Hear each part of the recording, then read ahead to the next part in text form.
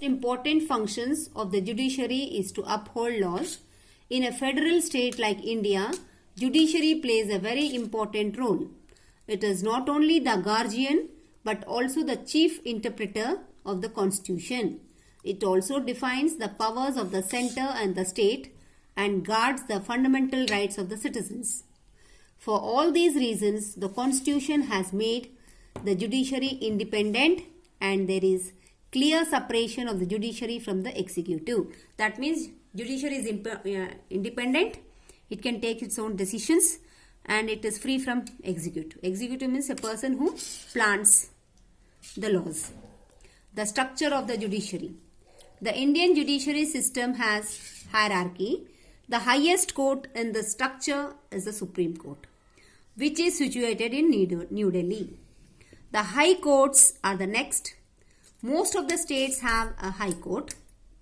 Even though Punjab and Haryana share their high court, the lowest in the hierarchy are the district court and the other subordinate courts. Means in district they are subordinate courts and district courts. The Supreme Court. The Supreme Court is the highest court in India. The Chief Justice of India is the head of the Supreme Court. Besides the Chief Justice, the Supreme Court has other judges.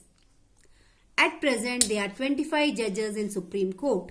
The strength can be increased only by passing an act of the Parliament. The Chief Justice is appointed by the President of India. On the recommendation of the Chief Justice, the President appoints the other judges of the court. The executive has nothing to do with these appointments. Qualifications of the judges of the Supreme Court. For a person to qualify as a judge of the Supreme Court, he or she should be the citizen of India, first point, should have served in the High Court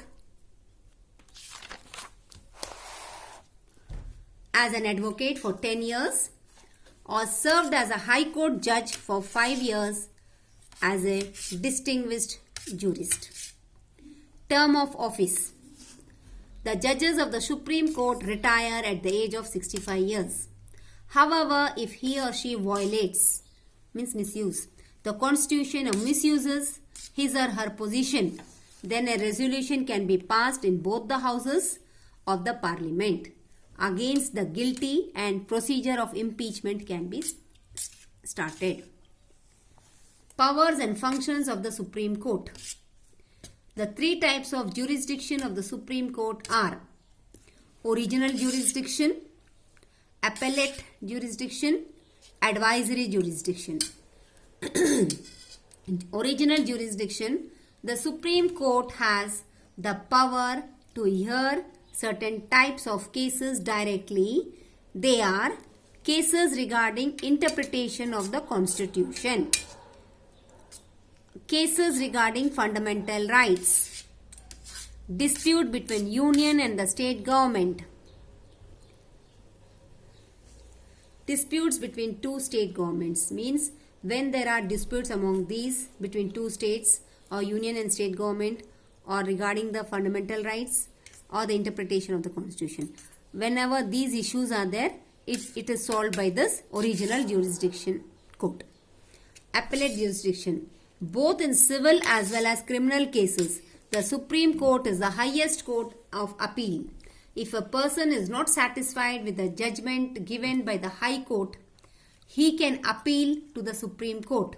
However, the judgment given by the Supreme Court will be final. Then no other court is there for any person to go. Advisory jurisdiction. The Supreme Court can advise the President and the Council of Ministers on constitutional matters or issues of public importance. However, the President can seek the advice, but it is not a binding on him or her. Means, President, this advisory jurisdiction can only advise but cannot give them order or President cannot be binded. President cannot be binded that he has to follow. Only वो request कर सकते, that's all. So children, here I will end the lesson for today till here. you read the lesson and note down the points which I have written on the board. You will understand very clearly about the jurisdiction of Supreme Court. Then after this again we will continue with the lesson with High Court. You will understand the powers of the Supreme Court, qualifications of the Chief Justice, his powers and functions, and types of courts of Supreme Court. So with this I will end the lesson. Read the lesson, you will understand. Thank you. Jai Gurudev.